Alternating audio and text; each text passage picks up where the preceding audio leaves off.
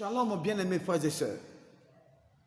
Notre méditation de ce matin va nous conduire dans le livre des Actes des Apôtres, au chapitre 4, le verset 12. Je lis.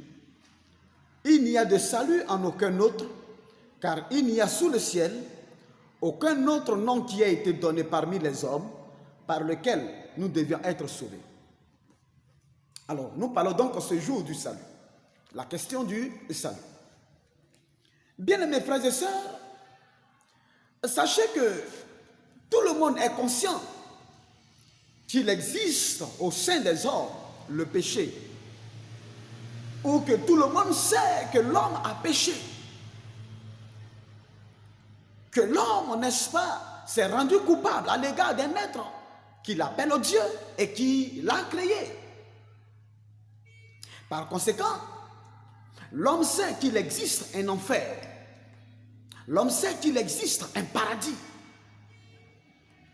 Et donc, la connaissance ou le fait que l'homme sache qu'il existe un paradis ou que l'on sait qu'il existe un enfer pousse l'homme, n'est-ce pas, à désirer donc le salut, à désirer le fait qu'il soit sauvé.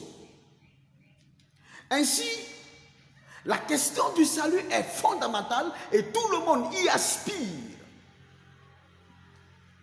Mais bien aimés frères et sœurs, lorsque le moyen pour parvenir au salut est évoqué, beaucoup d'idées divergentes fouettent l'intention des hommes.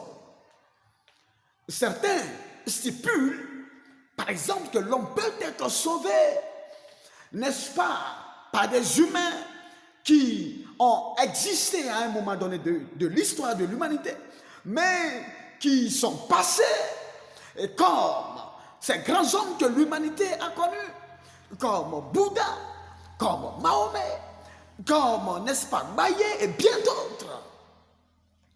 Et d'autres aussi croient que le salut peut leur être donné ou octroyé par l'adoration des objets ou, n'est-ce pas, de la nature, par exemple. Ainsi, certains s'adonnent à l'adoration des rivières, des cailloux, des bois, ainsi de suite, dans l'espoir de posséder le salut. Mes frères et sœurs, la Bible sur la table, le débat est clos.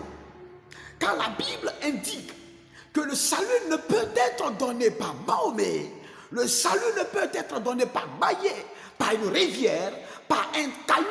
Le salut ne peut être donné par un arbre, non, pas du tout. Le salut ne peut être donné par un être humain quelconque, mais le salut est octroyé par Jésus.